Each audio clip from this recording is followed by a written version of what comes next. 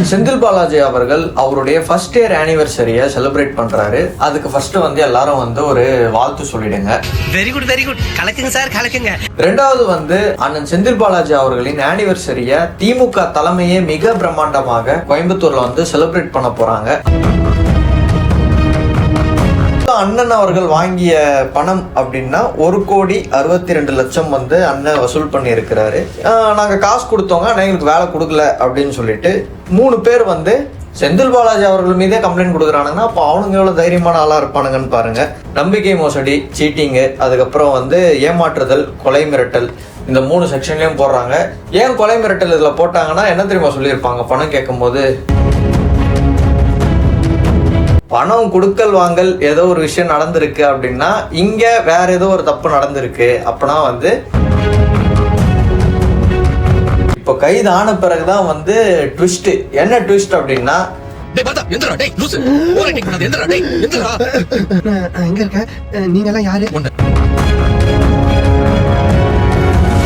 செந்தில் பாலாஜி அவர்கள் கைது செய்யப்பட்டு தற்போது சிறையில் இருக்கிறார். இந்த நிமிஷம் வரைக்குமே அவருக்கு வந்து அந்த அமைச்சர் பதவி இருக்கு. அப்படி இருக்கும் இன்னும் ஒரு பவர்ஃபுல்லான ஒரு பர்சனா தானே இந்த ஒரு கவர்மெண்ட்ல இருக்கிறாரு. அனைவருக்கும் வணக்கம். அண்ணன் செந்தில் பாலாஜி அவர்கள் அவருடைய ஃபர்ஸ்ட் இயர் ஆனிவர்சரியை செலிப்ரேட் பண்றாரு. அதுக்கு ஃபர்ஸ்ட் வந்து எல்லாரும் வந்து ஒரு வாழ்த்து சொல்லிடுங்க. வெரி குட் வெரி குட், கலக்குங்க சார் கலக்குங்க. ரெண்டாவது வந்து அண்ணன் செந்தில் பாலாஜி அவர்களின் ஆனிவர்சரியை திமுக தலைமையே மிக பிரம்மாண்டமாக கோயம்புத்தூர்ல வந்து செலிப்ரேட் பண்ண போறாங்க. அதற்கான விழா ஏற்பாடுகள் எல்லாமே வந்து மிக பிரம்மாண்டமாக நடந்து கொண்டிருக்கிறது. சரி, முன்னாள் அமைச்சர் செந்தில் பாலாஜி அவர்கள் ஏன் கைது செய்யப்பட்டார்? அமலாக்கத்துறை அதிகாரிகள் வந்து அவரை எதுக்காக கைது பண்ணாங்க அப்படின்ற விஷயமே இன்னும் பலருக்கு தெரியல. பலருக்கு தெரிந்த ஒரு விஷயம் என்ன அப்படின்னா செந்தில் பாலாஜி அவர்கள் ஏதோ ஊழல் பண்ணிட்டாருங்க, அதனால அமலாக்கத்துறை வந்து கைது பண்ணிடுச்சு அப்படின்றது. இன்னொரு பக்கம் திமுக வந்து எதுக்கு வந்து இதை செலிப்ரேட் பண்ண போறாங்க அப்படின்ற ஒரு விஷயத்தையும் இந்த ஒரு வீடியோல நம்ம ஃபுல்லா பார்த்துருவோம். நான் முதல்ல இவருடைய அந்த கேஸ் டீடைல நான் ஃபுல்லா படிக்கிறேன், நீங்களும் வந்து அதை அப்படியே பாருங்க. பின்னாடி உங்களுக்கு ஏதாவது ஸ்லைட்ஸ் ஏதாவது போடுவாங்க. சட்டவிரோத பண பரிமாற்றம் தொடர்பான வழக்கில் கடந்த ஆண்டு ஜூன் 14ஆம் தேதி கைது செய்யப்பட்டார் முன்னாள் அமைச்சர் செந்தில் பாலாஜி அவர்கள். தற்போது வரை சிறையில் உள்ள நிலையில் இந்த வழக்கு கடந்து வந்த பாதைகள், அண்ணன் அவர்களின் வழக்கு கடந்து வந்த பாதை அப்படின்னு சொல்லிட்டு போட்டு வச்சிருக்கிறானுங்க. சரி, என்னதான் நடந்தது, எதுக்காக வந்து இவர் கைது பண்ணாங்க அப்படின்னா, கடந்த 2011ஆம் ஆண்டு முதல் 2015ஆம் ஆண்டு அதிமுக ஆட்சியில் போக்குவரத்து துறை அமைச்சராக இருந்தவர் செந்தில் பாலாஜி அவர்கள். போக்குவரத்து துறையில் வேலை வாங்கி தருவதாக 1,62,00,000 ரூபாய் மோசடி செய்ததாக கணேஷ்குமார், தேவசகாயம், அருண்குமார் ஆகிய மூவரும் காவல் ஆணையரிடம் புகார் அளித்தனர். பொதுவா வந்து எல்லா அமைச்சர்களும் பண்ணக்கூடிய ஒரு விஷயம் தான். அவங்க வந்து ரூலிங்ல இருக்கிறாங்க, அவங்க கிட்ட வந்து ஒரு பதவி இருக்கு அப்படின்னா அவங்களுக்கான ஆளுங்க யார் யாரோ அவங்களுக்குலாம் வந்து எப்பா நான் வந்து இந்த அமைச்சராக இருக்கிறேன், உனக்கு எதாவது கவர்மெண்ட் எல்லாம் வேணும்னா சொல்ல, அண்ணன் பார்த்து முடிச்சு கொடுக்குறேன் அப்படின்னு சொல்லிட்டு அங்கங்கே வாங்கி அதில் ஒரு சிலருக்கு வேலை வாங்கி தருவாங்க, ஒரு சிலருக்கு வந்து வேலை வாங்கியும் தர மாட்டாங்க. இந்த மாதிரியான ஆட்கள் இப்போ அரசு துறையில வந்து நிறைய பேர் வந்து வேலையும் பார்த்துட்டு இருக்கிறாங்க. இந்த மாதிரியான ஒரு சம்பவத்தை தான் நான் செந்தில் பாலாஜி அவர்களும் பண்ணியிருக்கிறாரு. அதுல மொத்தம் அண்ணன் அவர்கள் வாங்கிய பணம் அப்படின்னா 1,62,00,000 வந்து அண்ணன் வசூல் பண்ணி இருக்கிறாரு.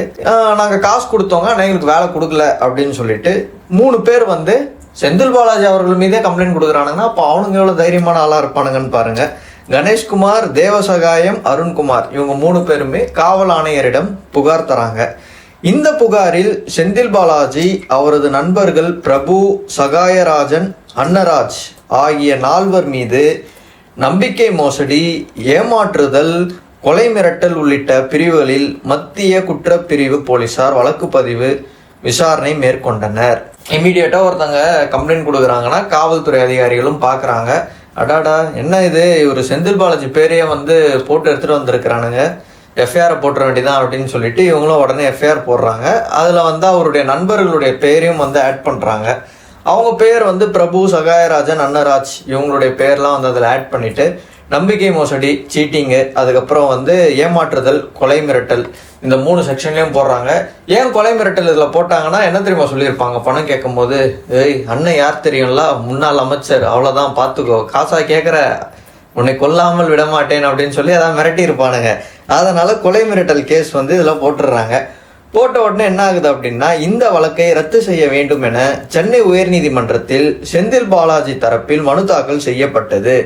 இதனை விசாரித்த சென்னை உயர்நீதிமன்றம் இரு தரப்பிலும் சமரசம் ஏற்பட்டு விட்டதாக கூறி வழக்கை முடித்து வைத்தது. இப்போ படிச்சோம் பாத்தீங்களா, இந்த ஒரு விஷயத்துல தான் வந்து ஒரு விஷயம் ஒன்று இருக்கு. இதுல என்னுடைய ஒரு கேள்வி ஒன்று வரும். என்ன அப்படின்னா, இப்போ பணம் வந்து ஏமாத்திட்டாரு, ஏமாத்தின பணத்தை ரிட்டர்ன் கொடுத்த உடனே கேஸ் வாபஸ் வாங்கிடுறாங்க. அதே மாதிரி இந்த ஒரு சூழல் தானே எல்லா ஒரு வழக்குலையும் வரும். இப்போ ஒருத்தன் வந்து கொலை பண்ணிட்டு நாளைக்கு அந்த பாதிக்கப்பட்ட குடும்பம் கிட்ட போயிட்டு ஏம்மா இந்த மாதிரி நம்ம காம்ப்ரமைஸ் ஆகிடலாம், நீங்கள் கேஸ் வாபஸ் வாங்கிக்கோங்க அப்படின்னு சொன்னால் காவல்துறை வந்து கேஸை க்ளோஸ் பண்ணுறாங்களோ என்ன எனக்கு புரியல. எனக்கு ஒரு சந்தேகமாக இருக்குது இந்த ஒரு கேள்வி. யாருக்காவது தெரிஞ்சால் நீங்கள் சொல்லுங்கள். உயர்நீதிமன்றம் வழங்கிய இந்த தீர்ப்பை எதிர்த்து உச்ச நீதிமன்றத்தில் வழக்கு தொடரப்பட்டது. வழக்கை விசாரித்த உச்ச நீதிமன்றம் பணம் கொடுக்கல் வாங்கல் இருந்தால் மட்டுமே சமரசம் ஏற்படுத்த முடியும், சமரசம் ஏற்பட்டதால் பணம் கைமாறியது உறுதியாகிறது, அதனால் மீண்டும் விசாரணை நடத்த உத்தரவிட்டது. உச்ச நீதிமன்றம் வந்து பாயிண்ட் பிடிச்சிட்டாங்க. என்ன அப்படின்னா, பணம் கொடுக்கல் வாங்கல் ஏதோ ஒரு விஷயம் நடந்திருக்கு அப்படின்னா இங்கே வேற ஏதோ ஒரு தப்பு நடந்திருக்கு, அப்படின்னா வந்து விசாரணையை வந்து திரும்பவும் நடத்தணும் அப்படின்னு சொல்லிட்டு உச்ச நீதிமன்றம் ஒரு உத்தரவு ஒன்று போடுறாங்க. உச்ச நீதிமன்ற உத்தரவை அடுத்து வருமான வரித்துறை அதிகாரிகள் செந்தில் பாலாஜிக்கு சொந்தமான இடங்களில் சோதனை செய்தனர். அப்போது கைப்பற்றப்பட்ட ஆவணங்களின் அடிப்படையில் 2023ஆம் ஆண்டு ஜூன் 14ஆம் தேதி செந்தில் பாலாஜியை சட்டவிரோத பணப்பரிமாற்ற தடை சட்ட வழக்கில் அமலாக்கத்துறையினர் கைது செய்தனர். இப்போ கைது ஆன பிறகுதான் வந்து ட்விஸ்ட். என்ன ட்விஸ்ட் அப்படின்னா, இந்த வழக்குல வந்து செந்தில் பாலாஜிக்கும் அவருடைய தம்பி அசோக்குக்கும் நிறைய பண பரிவர்த்தனைகள் எல்லாம் அமௌண்ட் டிரான்சாக்ஷன் எல்லாமே நடந்திருக்கு அப்படின்றத அமலாக்கத்துறை அதிகாரிகள் கண்டுபிடிச்சிடுறாங்க. கண்டுபிடிச்ச பிறகு அவருடைய தம்பி அசோக் அவருக்கு சொந்தமான பல இடங்கள்லையும் வந்து சோதனை எல்லாமே வந்து நடத்தினாங்க. ஒரு கட்டத்துக்கு மேலே என்ன பண்ணுறாங்க அப்படின்னா, அசோக்கையும் இந்த வழக்கில் சேர்க்குறாங்க. அசோக்கை தேடவும் ஆரம்பிக்கிறாங்க. ஏன்னா அசோக் வந்து தலைமறைவாயிட்டாரு. அண்ணன் அவர்கள் ஜெயில் உள்ள போய் 1 வருஷம் ஆகுது. இன்னுமே தம்பி வந்து இந்த 1 வருஷமா தலைமறைவாக தான் சுற்றிட்டு இருக்கிறாரு. எனக்கு தெரிஞ்சு தம்பியாவது அண்ணனுடைய ஃபர்ஸ்ட் இயர் ஆனிவர்சரியை கேக் வெட்டி செலிப்ரேட் பண்ணுவாரா இல்ல மாட்டாரா அப்படின்றது தெரியல. அவள்தான் செந்தில் பாலாஜி அவர்கள் அமலாக்கத்துறை அதிகாரிகள் வந்து கைது பண்ணிடுறாங்க. கைது பண்ண பிறகு அவருடைய தம்பி அசோக்கையும் வந்து விசாரிக்கணும் அப்படின்னு சொல்லிட்டு அவருக்கு சம்மன்லாம் அனுப்புறாங்க பல முறை. ஆனா அசோக் வந்து போயிட்டு எங்கேயுமே அப்பியர் ஆகல. ஒரு கட்டத்துக்கு மேல என்ன பண்றாங்க அப்படின்னா, அசோக் வந்து ஃபுல்லா தேட ஆரம்பிக்கிறாங்க. இன்னும் 1 வருஷமா தேடின்னு தான் இருக்கிறாங்க அமலாக்கத்துறை. அந்த அளவுக்கு வந்து அசோக் வந்து பயங்கரமா வேலை காட்டிட்டு இருக்கிறாரு ஆபீசர்ஸுக்கு.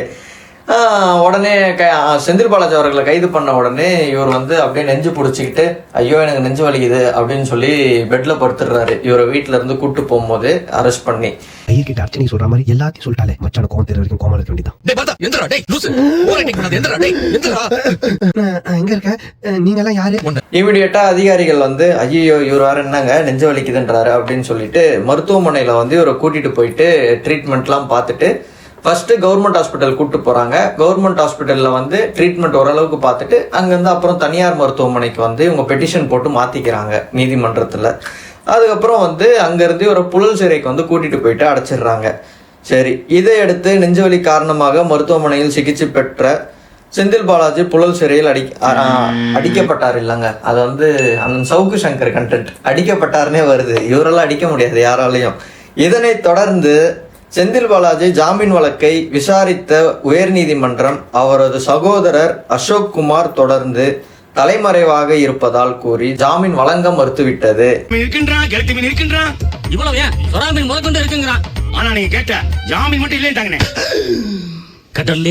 இறுதியாக உயர்நீதிமன்றத்தில் ஜாமீன் கேட்டு தொடர்ந்த வழக்கை விசாரித்த நீதிமன்றம் செந்தில் பாலாஜி தனது அமைச்சர் பதவியை நீதிமன்றம் ராஜினாமா வந்து பண்ண சொல்றாங்க. ராஜினாமா ஆக்சுவலா வந்து நீதிமன்றம் பண்ண சொல்லல.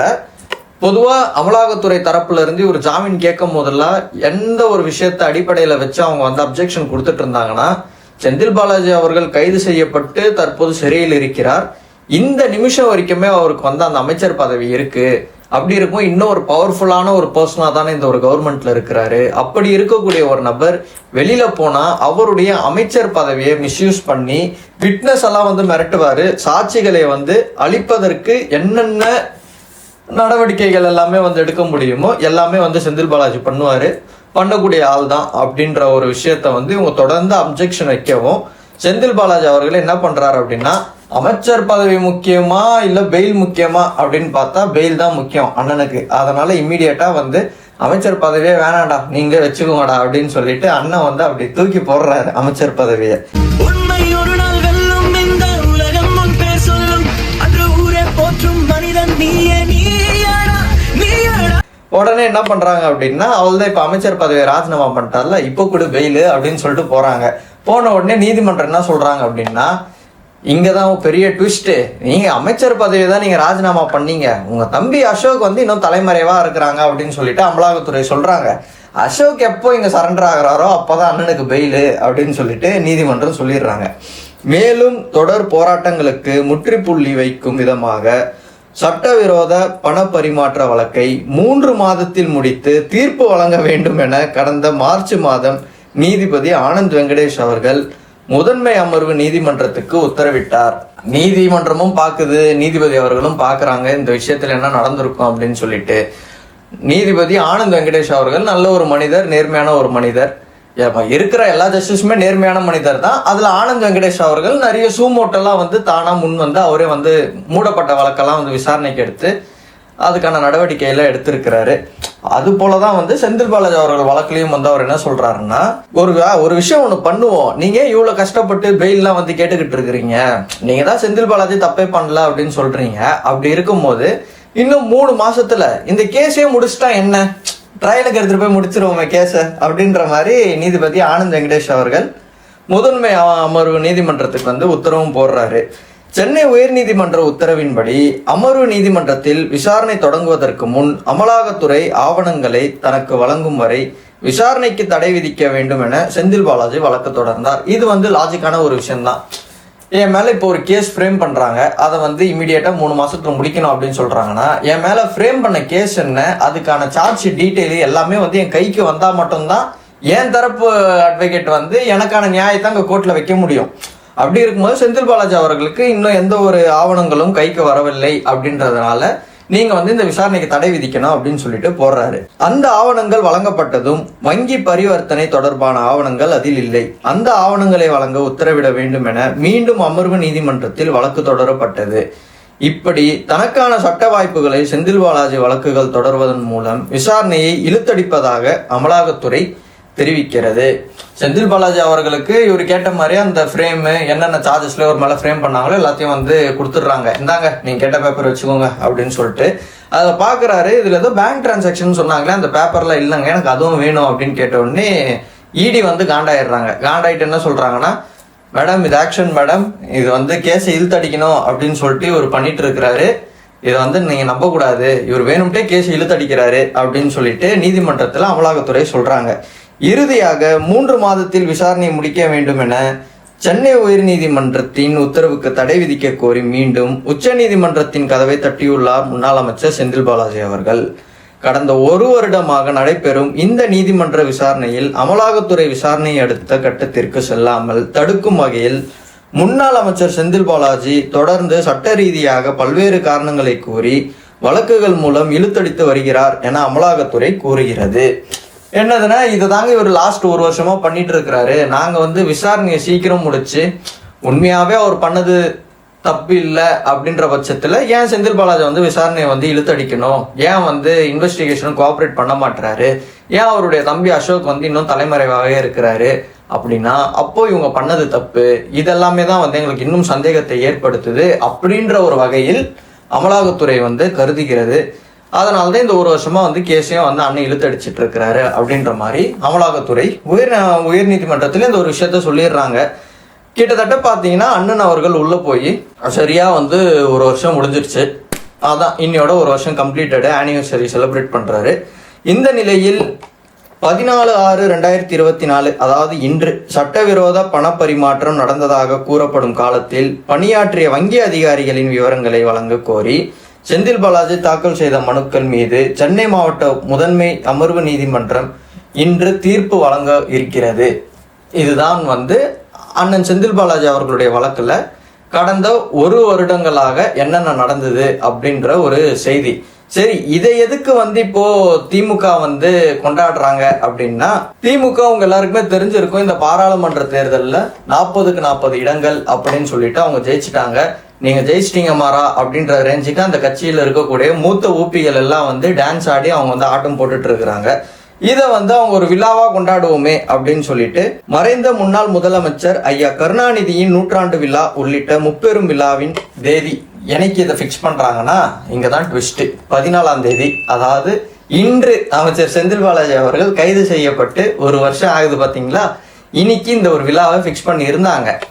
அதுக்கப்புறம் வந்து ஐயா ஸ்டாலின் அவர்கள்கிட்ட யாரும் சொல்லியிருப்பாங்க போல, ஐயா நீங்க ஃபிக்ஸ் பண்ண டேட் என்ன தெரியுமா, இன்னைக்கு தான் அமைச்சர் செந்தில் பாலாஜியை வந்து கைது பண்ண நாள், இன்னைக்கு நம்ம விழா நடத்தணும் அப்படின்னா செந்தில் பாலாஜி என்ன நினைப்பாரு, நான் உள்ள இருக்கிறேன், நீங்க அங்க வெளியில செலிப்ரேட் பண்றீங்களா அப்படின்னு நினைப்பாரு. அதனால இன்னைக்கு வேணாம் அப்படின்ன உடனே மீண்டும் வந்து தலைமை வந்து ஒரு ஆலோசனை எடுத்து இந்த ஒரு விழாவை நாளை வந்து மாத்திட்டாங்க. அதனால வந்து ஆனிவர்சரியை வந்து திமுக காரங்க வந்து செலிப்ரேட் பண்ணல. இதுதான் வந்து இந்த ஒரு வழக்குல, செந்தில் பாலாஜி அவர்களின் வழக்குலையும் திமுக வந்து எதுக்காக இதை செலிப்ரேட் பண்றாங்க இந்த ஒரு விழாவை அப்படின்றதும் இதுதான் செய்தி. பொறுத்திருந்து பார்ப்போம் அடுத்தடுத்து அரசியல் என்ன நடக்க போகுது. அமைச்சர் செந்தில் பாலாஜி அவர்கள் அடுத்த கட்டமாக 500வது நாள் செலிப்ரேட் பண்ணுவாரா அல்லது 1000 வந்து போடுவாரா அப்படின்றத வந்து நம்ம பார்ப்போம். நன்றி, வணக்கம்.